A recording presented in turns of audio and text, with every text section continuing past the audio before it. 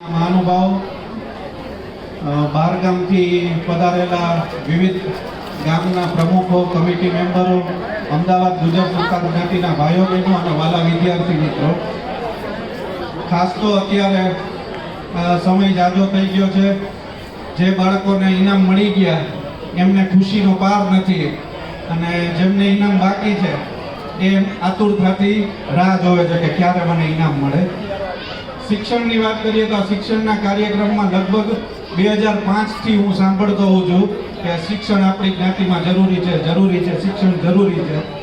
પણ 2010થી જ્યારે આજે અમે કન્યા છાત્રાલય ચલાવીએ છીએ, એ કન્યા છાત્રાલયમાં મેં જોયું છે કે ગામે ગામથી આપણી જ્ઞાતિમાં શિક્ષણમાં ખરેખર અવેરનેસ છે.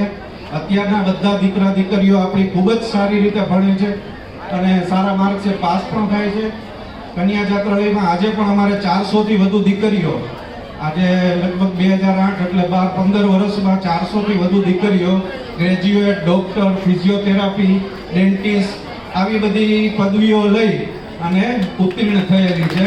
અને ખાસ તો આજે અમદાવાદમાં લગભગ કન્યા છાત્રાલયમાંથી પાસ થયેલી દીકરીઓને હોસ્પિટલો પણ અહીંયા બની ગયેલી છે. એટલે શિક્ષણની અવેરનેસ છે, પણ ખરેખર ત્યાં એડવાન્સ છોકરાઓને આપણે ભણાવવા એ તો જરૂરી છે, પણ એની સાથે સાથે કોઈ પણ એક સ્કિલનું જો એમને ડેવલપમેન્ટ અત્યારે કરીએ તો આ જમાનામાં, હવેનો જમાનો છે એ ભણતરનો તો નહીં રહે પણ સ્કિલ ડેવલપમેન્ટનો રહેવાનો છે. જેમ કે સંસ્કૃત છે તો એ હવે આવતા ભવિષ્યમાં સંસ્કૃત ઉપર બધું જવાનું છે.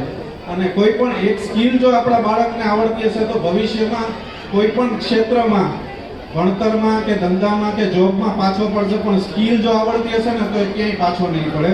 તો બધાને વિનંતી કરવાની કે કોઈ પણ એક સ્કિલ આપણા બાળકોને આપણે શીખવાડીએ. એ જ ખાસ તો આજે ધર્મેન્દ્રભાઈ દેવળિયા અને એમની ટીમનું આવું સરસ આયોજન છે એ બદલ એમને ખૂબ ખૂબ અભિનંદન. જય વિશ્વકર્મા.